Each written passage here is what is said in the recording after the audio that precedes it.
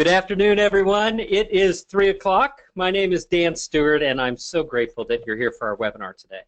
Now, we are going to cover a lot of stuff. We're going to cover it at lightning pace. And before we do that, I have a confession. It's not 3 o'clock. It's 5:37 p.m. And I forgot to press record during the webinar earlier today, so now I get to pay the price by doing what I promised and being able to send you the recording just as soon as possible. So we had a great presentation earlier. Hundreds and hundreds of people showed up. We had over 20 people that showed up a half an hour early, and we had a real nice chat before we dove into the content. So a few things here, and then we're going to get started. First, I want you to know that if you're watching this recording, you are one of the first people on the planet to learn the title of my new book. We have not released this anywhere yet. This webinar is the very first place that we're doing it. So the book, as you might guess, since I'm kind of a happy guy, and well, I started a company named Happy Grasshopper, and I started the webinar with Pharrell singing Happy. The book has happy in the title. It is called Seriously Happy, and it is a salesperson's guide from contacts to contracts. Now, I do have to say this book would not be possible without my life story. It just wouldn't be. I'm going to get a little bit personal here. I'm going to share some things that have allowed this book to be able to be created. And my hope is that no matter where you are in your life, no matter what you've experienced, you'll understand that it really is possible to leave the past in the past and create the kind of future that you want for yourself.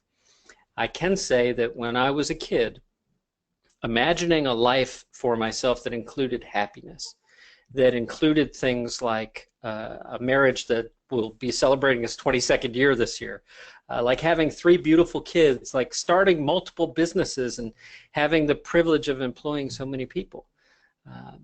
None of these things were in my vision for what my life could become when I was a kid. They absolutely were not. You see, I grew up in a home, like far too many people, where our parents were not bad people necessarily. They were just people with issues. Both of mine drank too much, and so there were days when we would come home from school and mom might be passed out on the floor. There were days when there would be a parent-teacher conference and I would wait after school for mom to show up, and she would never make it. And they would call and then some teacher would have to give me a ride home. There were all sorts of interruptions in my childhood because our parents kept us moving constantly. Like a lot of kids, I was the professional new kid. We moved 14 times before I left my parents' home. And I want you to think about that, 14 moves. If you break that down over a 12-year education, that's more than 1 move per school year. Now, we didn't move every year on exactly the same time frame. Some years we would stay in some moves we would stay in one place for years. Other times we'd be there just a few months. So in stretches of my childhood, I got the opportunity to observe people for long periods of time. So think about this, right? I'm talking about the mid to late 1970s and the early 1980s.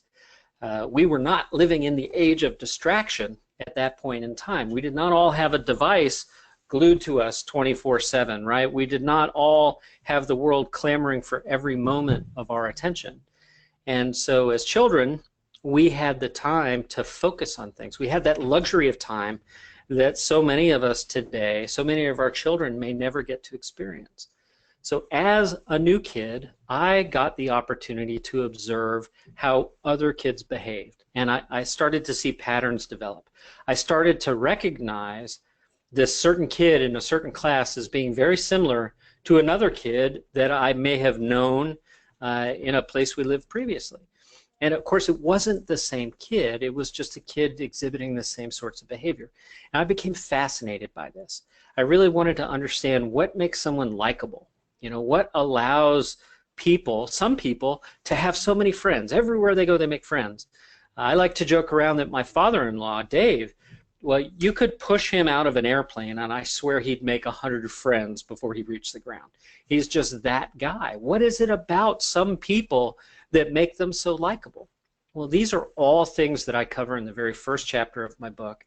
And as I start to explain this, I want you to recognize that what I'm really doing is paying forward this massive sense of gratitude that I have for the people in my life who cared enough to teach me that I could be more than the environment that I was raised in. So this is my labor of love to share this with you, and I'm truly honored that you're watching this recording and that you're paying attention to what it is that I've been thinking about for so many years. So let's dive in. Let's start to discuss rapport. Right? Rapport is something that I think is fairly well defined. Most of the people on this webinar and watching this recording will be professional salespeople. You have been taught many, many times that the first step of the sales process is building rapport, right? And if you read the definition here, it says rapport is a close and harmonious relationship in which the people or groups concerned understand each other's feelings or ideas and communicate well, right? So that's sort of the textbook definition. What most people turn that into in the sales world is nice fish. You may know the sportscaster Jim Rome. He tells a story on air, I've heard him several times, talk about being a sales rep and going into the office and you see the guy's got a big fish on the wall, so the first thing out of your mouth is, oh wow, what a nice fish. And if that's you, I get it, right? You've been told you've got to find some common ground. You want to soften up the conversation a little bit before you get down to business. It's a cultural expectation. Now, what I'd like you to consider is that when you walk into this office and you see that fish on the wall, you're not the only person who's seen that fish, right? Do you think this guy has heard it 100 times before? Do you think that's the thing that every single person who comes into his office mentions?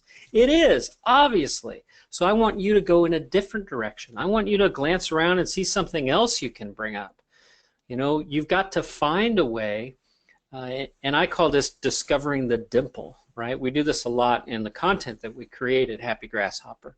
We look for a way to cover a story from a different perspective so that it becomes very conversation starting. So just glancing at this room, well, I mean, take a look right here. Here's a picture. That arch looks familiar to a lot of people who've done some traveling. That's in Cabo, right? So maybe that's where you go instead of commenting on the fish. Maybe you simply say, hey, is that Cabo? I thought I recognized that arch. Wow, that's a gorgeous picture. Is that where you caught the fish? Right? It's the same topic. You're just coming at it from a different perspective.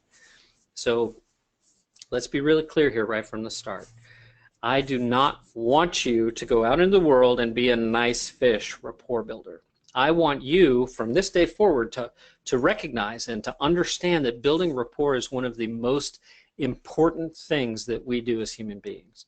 We are doing far more than simply giving ourselves the opportunity to sell something. We are creating the opportunity for us to become closer together, to build relationships. And those relationships, and I'll tell stories about this later, the relationship is always far more valuable than the sales opportunity. It always is. You may get one sale if that's all you're focused on, whereas if you have a relationship, you can get hundreds of sales. Are we clear? I think we are. All right, so those of you who attended during the live session, there was lots of interaction here, and I asked people to call things out in the question chat box, and of course you viewing this in the recording, you don't have the luxury of doing that. If you have questions to me, remember, I'm a real guy. Just email me, dan@happygrasshopper.com, and I will engage. It will really be me, and we'll get your questions answered. So let's go a little deeper on this topic of rapport. Right now, take a look at the screen here, and you'll see kind of the stereotypical sales approach. There are a number of techniques that are supposed to be beneficial in building rapport, such as matching your body language, posture, gesture, etc., maintaining eye contact, and matching breathing rhythm. So consider this, right? Millions of salespeople have been taught that. So when you meet someone for the first time and you go, oh, well, gosh, they're really loud and they talk really fast. Well, I'll be really loud and I'll talk really fast. You know, how much sense does that make for you as a person? If you're not the kind of person who would do that, right? If you don't happen to be that 1 in a million chameleon who really can summon all those different facets of your personality, you're starting your relationship with a lie. That's what you're doing. You're literally pretending to be someone you're not because of the false promise that by doing so, this guy is going to love you and trust you and decide immediately to want to do business with you. That's not the way it actually works. See, rapport is a much, much more valuable thing than that. You know, let's go a little deeper in the paragraph. Consider for a moment that if you were a psychotherapist, and Milton Erickson wrote about this in his book, or Jay Haley wrote about Milton Erickson doing this in his book, Uncommon Therapy.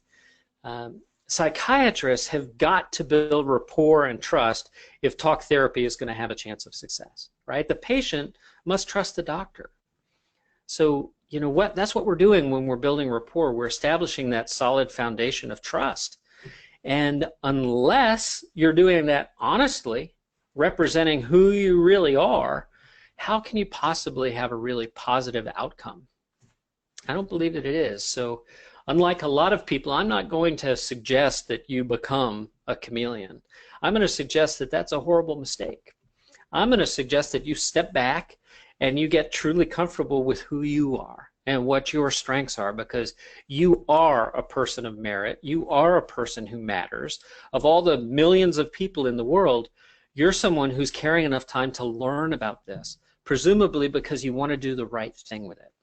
So that's my focus here. Now, as we go a little deeper into the subject of rapport, I've got to teach you a little bit about psychology. So let's talk about some things that drive all of us. These are the 6 human needs. Now, the first human need that we all share is the need for certainty. We like to know what our place is in the world, right? We like to know what time we're expected to be somewhere. We like to know that when we expect people to be there at a certain time, more than likely they will be, right? If the store says they'll be open from this hour to that hour, we expect it to be when we get there, right? We need that level of certainty in our lives. And yet at the same time, we also crave variety. We don't want to just repeat the same loop over and over and over. We like to have a little variety tossed in the mix. And Starbucks is actually a great example of this. If we evaluate how a company can fulfill some of these human needs, Starbucks provides a great example. Anywhere in the world that you go to Starbucks, you can walk in and get your order, you know, whatever your order might be, and it's going to be prepared exactly the same way, right? That level of certainty is reassuring. And at the same time, Starbucks provides a great amount of variety.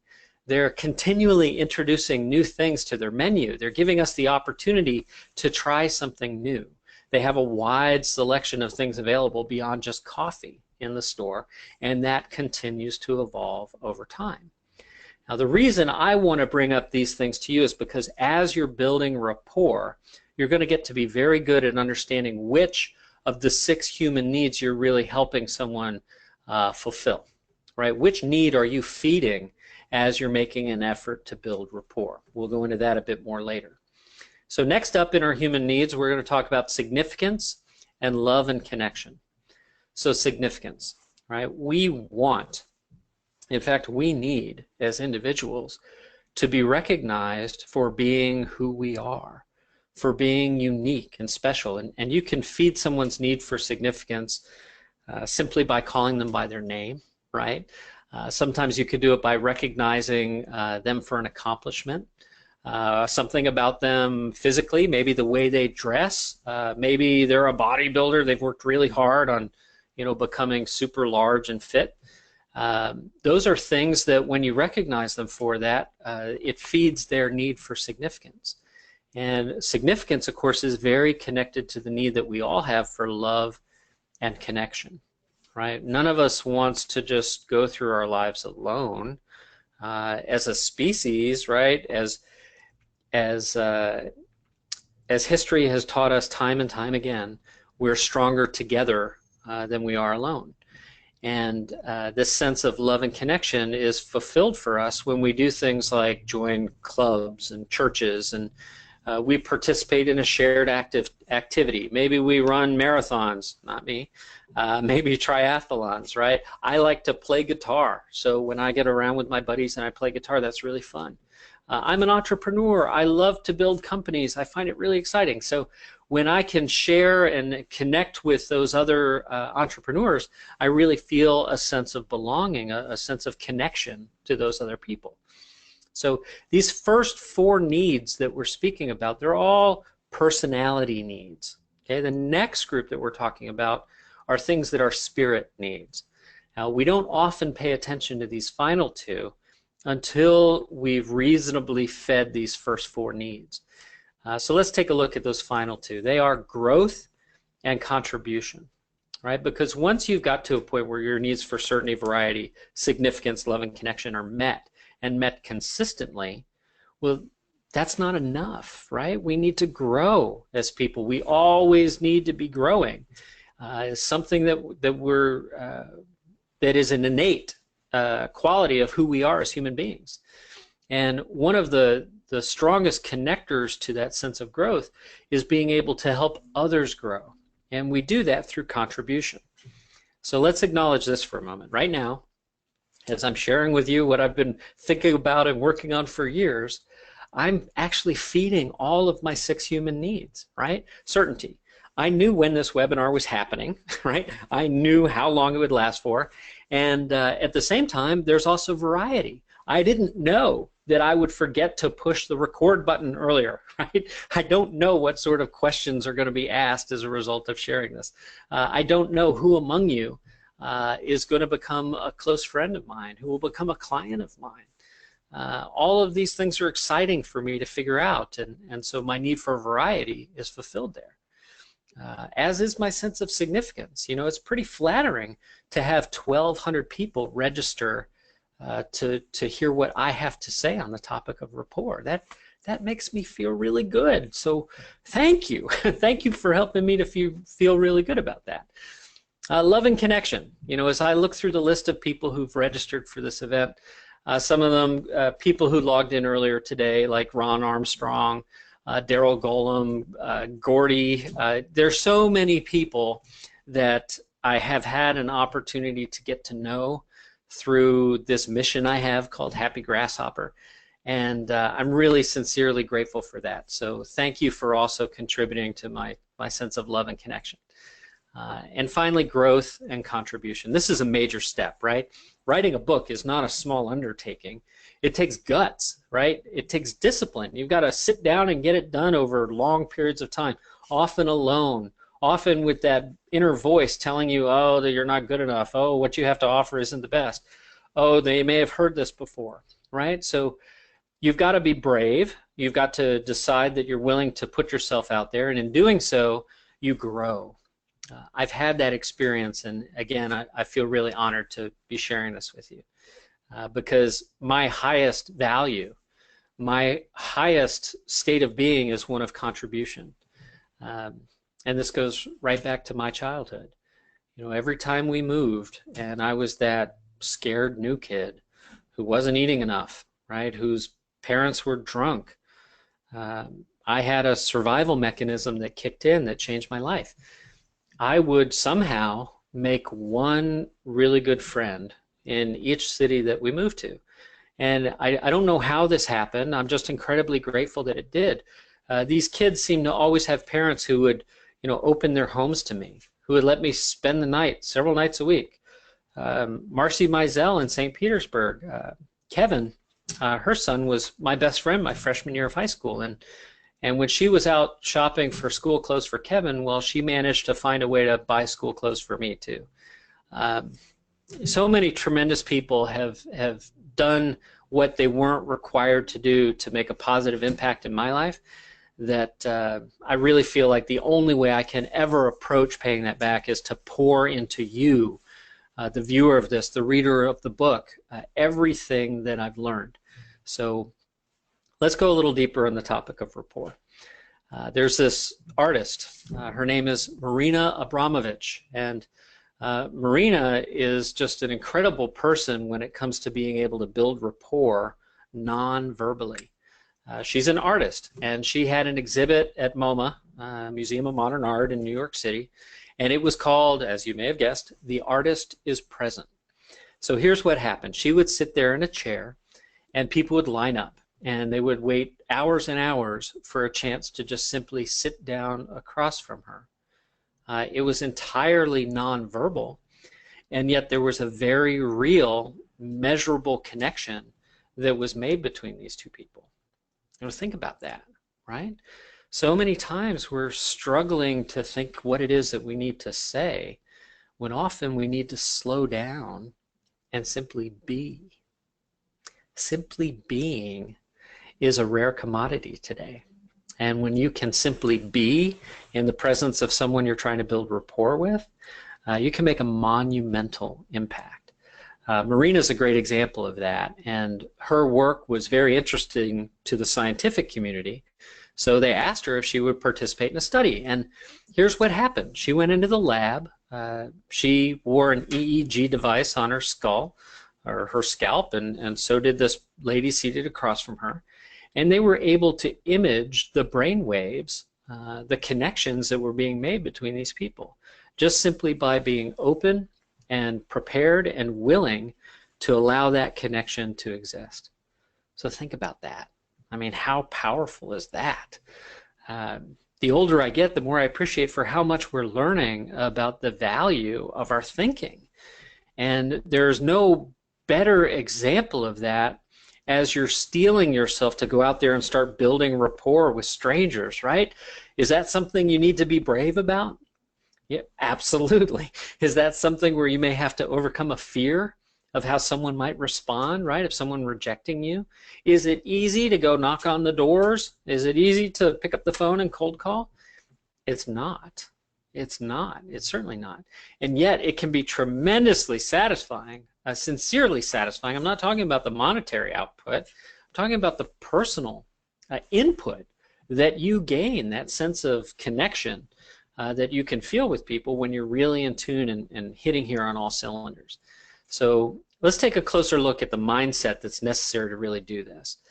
We're going to break down mindset from the perspective of as you go into this conversation, I want you to divorce your mind of any sales agenda, right? Your agenda should just be to have fun. How can you get to know this person in a way that's fun, right? And when I talk about fun, I mean fun for you. I'm not asking you to go out there and be a dancing, juggling clown or comedian or whatever. You're not trying to entertain them. You're trying to simply be in a state that allows you to have fun with people, right? Presumably, if you work in the sales profession, you have it within your personality to enjoy the company of other people, right? So this is something I really want you to focus on. So it's simple, right? It's two things. Your agenda is to have fun, and you simply need to be curious about other people. It's that simple. So let's take a little closer look here at the way when we approach people, the different tools we have to do this. Now, many of you will know that the majority of communication between two people is nonverbal, 55% according to this chart that I found on the internet. Vocal elements account for 38%, and of course words make up the balance at 7%. So consider that, right? It's not what you say, it's literally how you say it. Now, does that mean some words have no more value over others? Well, of course not. Of course there are more valuable ways, more valuable words to choose to start a conversation with someone, and we'll teach you those. When it comes to the nonverbal means of communication, we're talking about gestures and posture and your facial expressions. So let me give you an example of that. Webcam is on, you can see me, so I'm just gonna kind of crouch down here.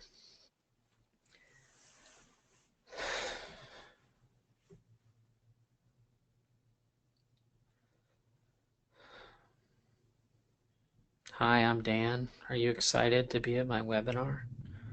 Probably not, right? I can't come here and deliver from that perspective. I've got to come here, I've got to be bold and confident and calm and confident and strong and happy, I have to be comfortable in my own self in order to make you comfortable, right? A lot of what we do in building rapport is create a safe space where other people can be comfortable, right?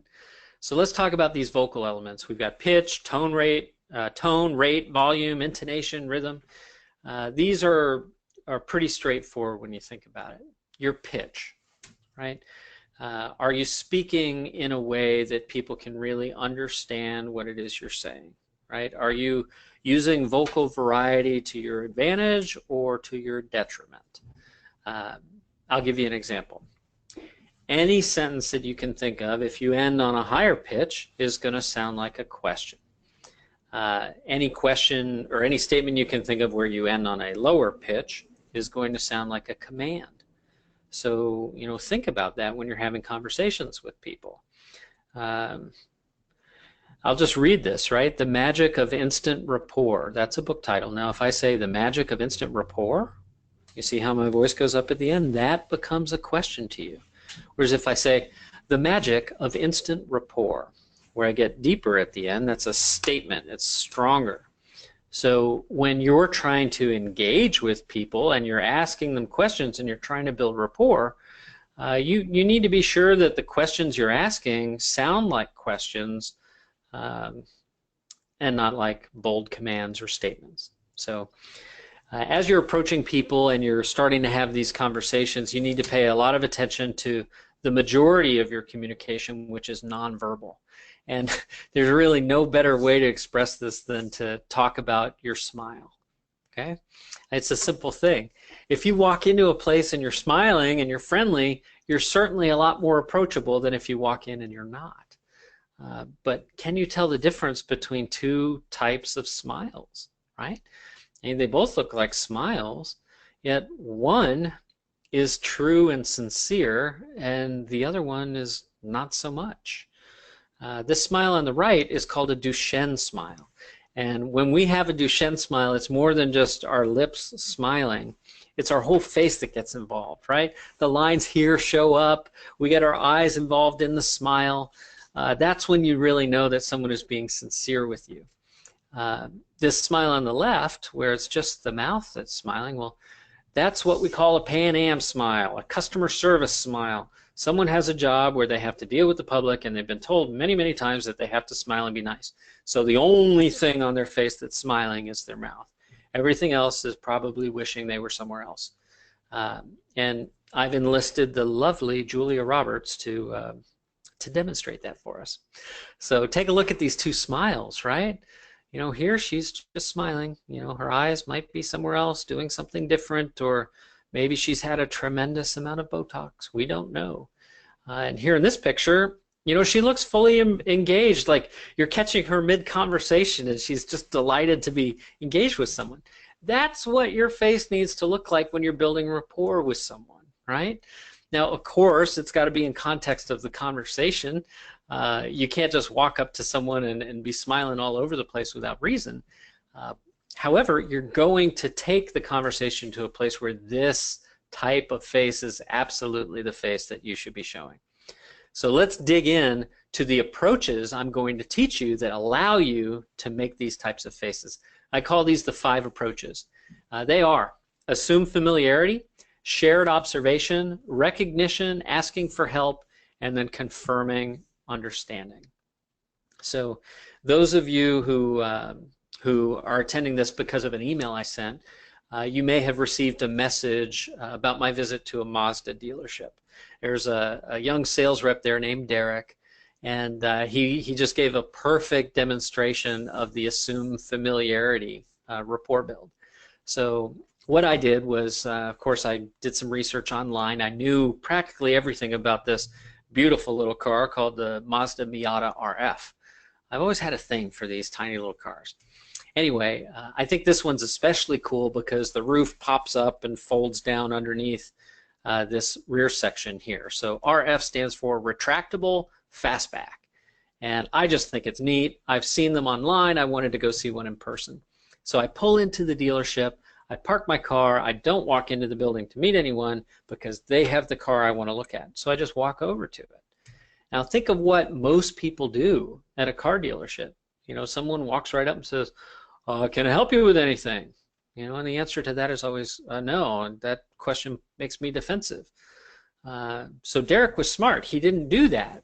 He came alongside with me, and he was able to be just another guy admiring this beautiful car that Mazda made.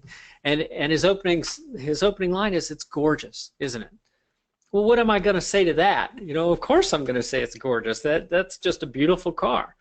Now, it's not really practical, it's too small, there's all sorts of other things that might mean this is a car you would personally never drive. And that is precisely why the assumed familiarity rapport build can be very dangerous, right?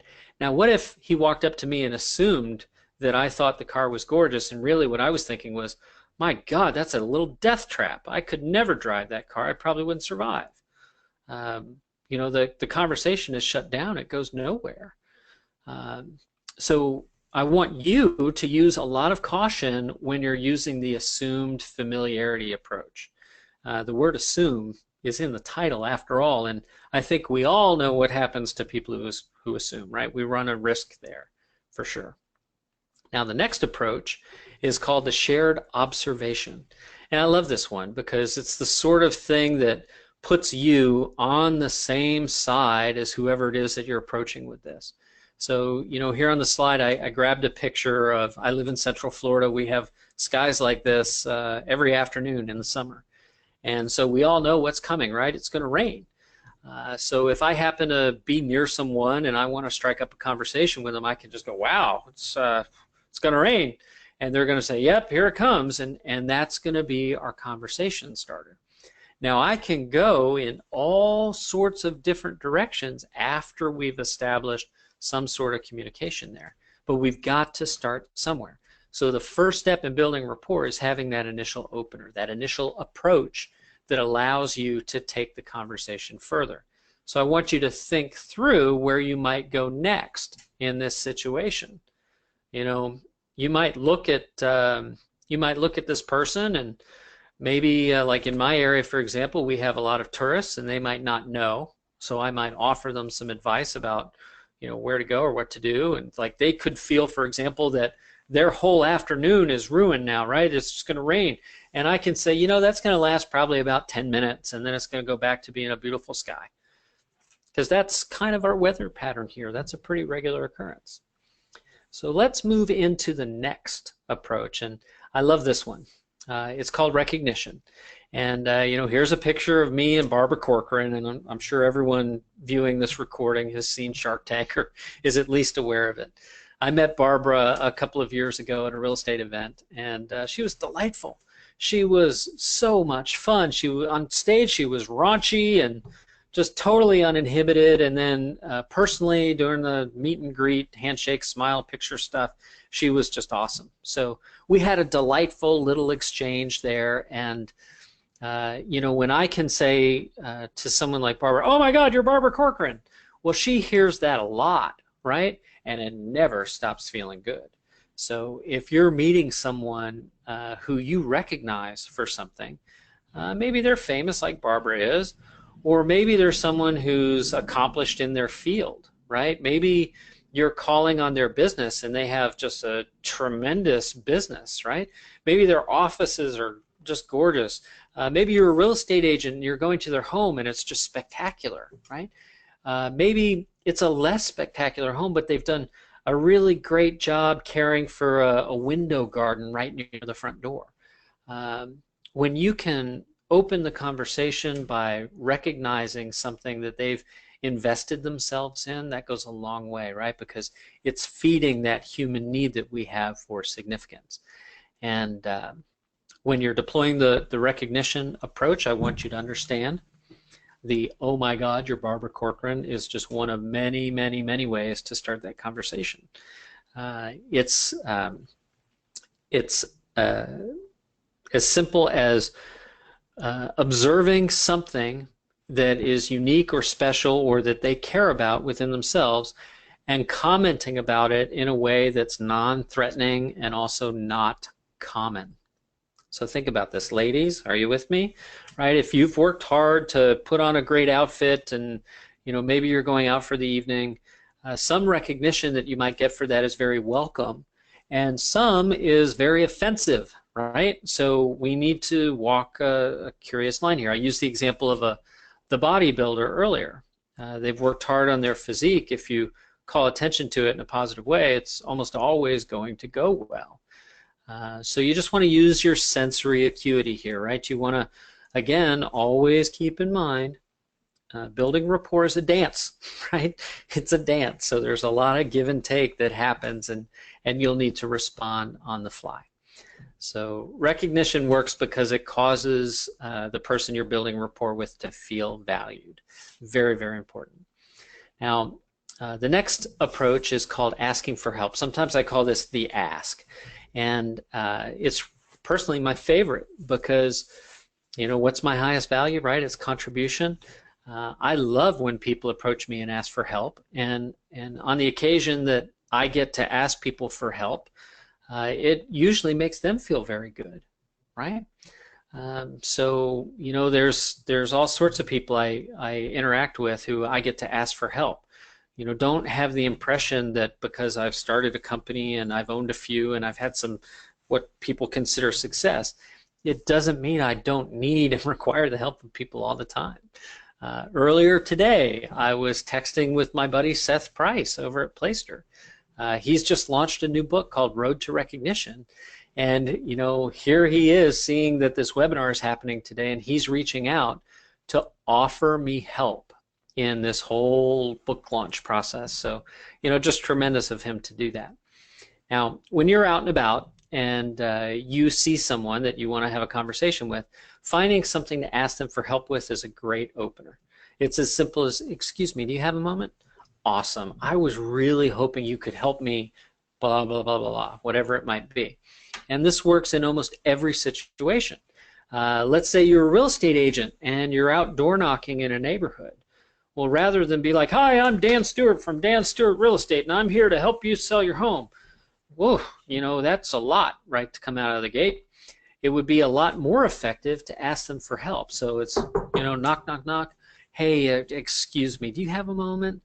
I'm so glad that you do. I really need some help.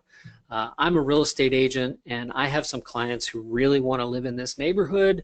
Unfortunately, they don't love anything that's currently on the market. So I just thought I'd come and ask some people who live here if they know anyone who might be ready to sell. Wow, that's a whole lot different, isn't it? Right? And it's a whole lot easier, too. It's a whole lot easier because people are going to respond to that request for help. And I have a friend here in Tampa who used that exact approach to list 12 homes in 1 month just from door knocking. So get out there and do it, people. Asking for help is a great conversation starter, and it always allows you to pivot to more questions. The reason this approach is so effective, again, is because we understand as human beings we're much stronger together than we are as individuals. Now, the next one we're going to take a look at is called confirming understanding. And, think about this, confirming understanding. It's really very straightforward. You seem like the kind of person who, fill in the blank. Is that right? So let's imagine we're back on that rainy day, and we see someone and we look at the sky and we go, wow, looks like it's going to rain. And they go, yeah, sure is. And you notice they have an umbrella. You can say, oh, well, you seem like the kind of person who's prepared for anything. That's great. And that's going to be a compliment for them that's going to keep that conversation going. So I love this little meme here. This poor girl, she's featured on the internet in a meme as being crazy girlfriend. Well, I'm here to tell you that most all of us are crazy girlfriend today. We are in a culture that demands our attention all the time, and very rarely do we feel like people are actually paying attention to us. So every time that you're building rapport with someone, when you get really good at giving them your full focused attention, wow, you are feeding that human need that they have so effectively. So, rather than have that conversation with someone where you're trying to do two other things, or you're just looking at your phone and making an aside comment, right? Put the phone in your pocket and have the conversation. Really listen to what they're saying. Use all your sensory acuity so that you know where to take that dance of a conversation in the next direction. That's where the magic happens. And of course, when you're nimble, right, like a boxer, you're listening to feedback, you're watching things from all different directions, you're able to move with the music and keep that conversation going. So let's put all these different elements together, right? We've got three main components. We've got your mindset, we've got practice and play, and then, yes, class, we have some homework. So we're going to talk about that a bit too. So mindset. Again, it's so important for you to go in to the rapport build with this agenda of fun. You're fun, right? You're not a dancing clown. You're not a monkey on a leash. This should be fun for you. If you can enjoy the process of building rapport, isn't it obvious that you'll naturally reach out and have many more conversations? Of course it is. Now, second part of the mindset is to be very curious about people, right? It's not about you when you're building rapport. That's an agenda thing, right? If it's a sales agenda, it's, ooh, let me just get them talking and then I'll tell them all about me. No, resist that urge. Instead, make it all about them. See how deep you can go. See how far down this well you can take the conversation. And folks, I tell you, there are some amazing things that can happen as a result of this. I promised you in my email that I'd tell you a story about where this has made an impact in my life. So now's the time for that. Several years ago, a company that I owned was on Inc. magazine's list of the 500 fastest growing companies in America. It was our fourth year on the list, and we went to Washington, D.C. for the big gala and awards banquet and the dinner and so on and so forth. Great event, always enjoy going to that event. And you know, I want you to picture the scene, right? So it's the last night of a multi-day event. We're all wearing tuxedos and gowns, and everybody's just gorgeous, and we've been told all week how great we are, and then thousands of us assemble in a room, and we get called up one by one to recognize, to get recognition in front of the whole group for how our company ranks. So picture hundreds of banquet tables, each of them seating 10. I go and I sit at one banquet table, and a few minutes later a couple walks up and they asked if seats were taken. I said, well, no, and they joined us and sat down. And you know, we had a chance to have a little conversation before the whole event cranked up. And rather than start out with, hey, I'm Dan, how are you doing? Which is pretty throwaway, you know, I used the shared observation rapport build. And I just looked around and I said, wow, this is pretty amazing, isn't it? And they said, yeah, it really is. And so right from the start, you know, we were on the same wavelength there because we were having a shared experience together rather than just a, hey, I'm Dan, how you doing, right? Do you see the difference? Monumental difference. So again, next step is to be curious. Let's learn about them. Now, I figure if you're at an event like this, I figured they had been asked the same question I had been asked all week long, which is, so what's your ranking? Oh yeah, what kind of business is that? Oh yeah, okay. And da-da-da, and then you're on to the next conversation. Well, that's boring. I didn't want to do that. So I just started asking them questions about some other things, right? It's like, is this your first time here to this event? Oh, it's so good. Yeah, oh, it's your first time. Wow, that's wonderful.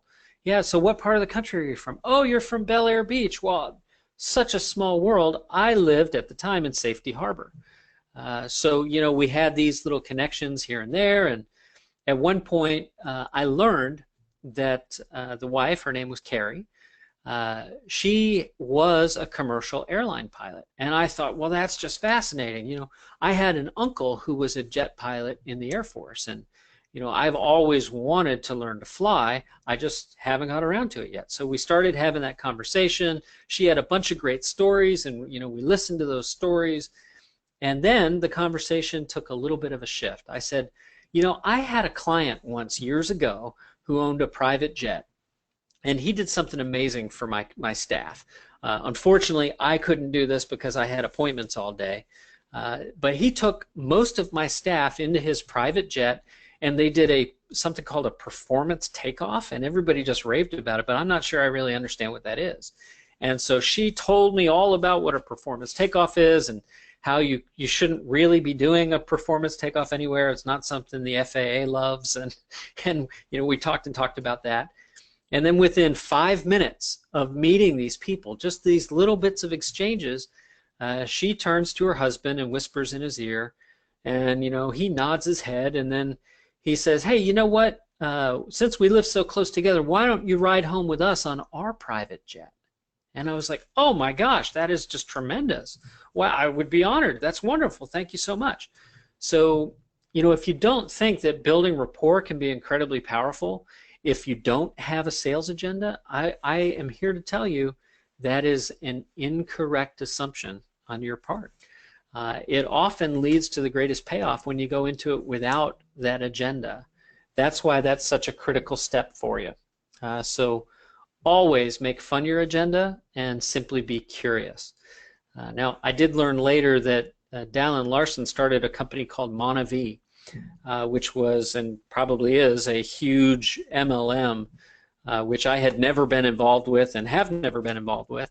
I just thought it was, really interesting. So they were #1 on the list that year, and it was a nice special memory for me to have that experience of flying home. So let's get into some of the next steps here. We're going to talk about practice and play. Okay, this is where your homework starts, right? Practice and play. I want you to go into this with the intention of simply making someone's day. It's really easy to do this in today's world. We have so many service workers all over the place, the folks at the laundromat, the people who check you in at the salon, right? Anyone who works on your car, anyone working in a department store. Most people working in restaurants, they're just in this rut. They're in the same monotonous thing over and over and over again. So if you can engage with one of these people and break that pattern and get them out of the rut, you're making their day by doing that. And that is of tremendous value to you, because when you do that, your internal confidence is going to rise. You're going to not hesitate when it's time to approach someone at that dinner party you've been invited to where you're feeling a little intimidated about all these people. We see that a lot in our careers. We really hope for an opportunity, and then sometimes it arrives, and maybe we don't have the guts to jump in with both feet. Well, that's because we haven't done the work of building the muscle. This is where it starts. Just simply make someone's day. Just make a comment to someone. "Hey, you know what? I really appreciate your efficiency. I've been standing in line here for 10 minutes, and you have done an amazing job with all these people, so I just think you should know that." Wow, what kind of impact is that going to have for that person? It's going to make a big difference in their day. A great way to exercise this is to call customer service anywhere, right? These are people who answer hundreds of phone calls a day, or they receive hundreds of inbound calls, and it's people who want to do things like cancel their cable subscription or change their billing address or whatever it is. It's a banking error, and it's the 600th time they've had to answer this question. Those are prime candidates for breaking their patterns and making their day. And this connects me to that story I promised you about the free kitchen that I received from Home Depot. So way back in 1998, my wife and I bought our first home. And I want you to picture this, right? The home was built in 1938, and it had been abandoned for 8 years before we bought it. So to say our first home was a fixer-upper is a real understatement. We had to rewire, replumb, and install central heat and air before we could even move into the home. And so it was a couple of years later before we got to the point where we were ready to remodel the kitchen. And I can't tell you how good it felt to go to Home Depot and to sit down with a kitchen designer and to pick out exactly what we wanted and to know that we could afford it. That was like, wow, just, so great to be able to do that. And so, we wait a few weeks for the cabinets to be built, and then I get a call from my wife one day, and she says, Dan, they brought the cabinets. I'm not sure they're the ones we ordered. And I was like, oh, well, that's interesting. And so I get home, and sure enough, they're not the right cabinets. So, I have to call Home Depot. And rather than make that call from a point of anger, you know how long we've been waiting for these things? You can't even get the order of the cabinets right. What's the matter with you people? I didn't do that at all. I heard the person's name because they always answer. Sometimes they're like, this is operator 4625. How can I help you? And you're like, operator 4625? That's an interesting name. And usually, there's some kind of a chuckle there. A lot of places will give out their first name. Most won't give out their last name. Just take a note of that, right? Be sensory, keep your sensory acuity really high, capture what that name is, and then use it right back to them. Sarah, I'm so glad that you picked up. I'm so glad to talk with you. I really need some help. Several weeks ago we ordered kitchen cabinets, and they've just installed some cabinets that unfortunately are not the ones that we ordered. Can you help me with that? Right? So I'm asking for help. I'm the one guy who hasn't been a real pain in the butt to that person that day. And in this case, I'll cut a long story short. It was weeks and weeks and weeks. They brought out the wrong cabinets again. We ordered it in the summer, Thanksgiving, Christmas, and New Year's passed, and we still didn't have a kitchen. So, living in our house with 2 kids and no kitchen was not easy through the holidays. And through it all, I just kept great notes. I took down people's names, and at one point, I finally got escalated to someone who had some authority. And at this point, they had installed the cabinets, the actual ones that we ordered. However, there were some workmanship and craftsmanship issues. We had some, door fronts that were a little wobbly. He misdrilled a couple of places where doorknobs go on the cabinet doors. And I just calmly explained these things, and then I calmly explained the history, and I asked her if she could see the history on the account. She said she could, and she just, waved her magic wand, and she said, Mr. Stewart, I really am sorry that this has been your experience with us. I really don't see anything we can do to make this up other than to not bill you for your kitchen. We paid for it on American Express, and we had stopped the charges when we had all these issues, and then they just made that go away. That was just wonderful. It was totally unexpected. And then they took it a step further by offering us a discount on the appliances. So, I couldn't be more thrilled, and here I am all these years later, happy to share the experience I had with Home Depot. Yes, they screwed up, but more importantly, they made it right. We're all human. We all make mistakes. Let's just make them right. So some great ways you can get out there and practice and play. Go sit at a lunch counter. I have one across the street here in Safety Harbor. It's a restaurant called The Paradise, and picture your 1950s soda fountain diner kind of place, and I'll go sit there on one of the stools at the counter and just chat with whoever happens to sit down. And of course I'll notice, right, this is a tourist town. Are they here on vacation? Maybe, maybe not. Sometimes it's really easy to tell. If they're dressed like they're, taking a lunch break from work, I can say, well, you're either a really well-dressed tourist or you work somewhere in the area. And, they'll comment, and off we'll go. And I'll just want to play and see where that conversation goes with no agenda. And more often than not, those people are going to turn around and say, I really enjoyed the chat. So, what is it you do? And then, of course, there's an opportunity to tell them. One of my key tips here is to not go in with an agenda, and that means you can't be first to talk about what you do for a living, right? Make that commitment to me. Get so good at building rapport that they ask you, right?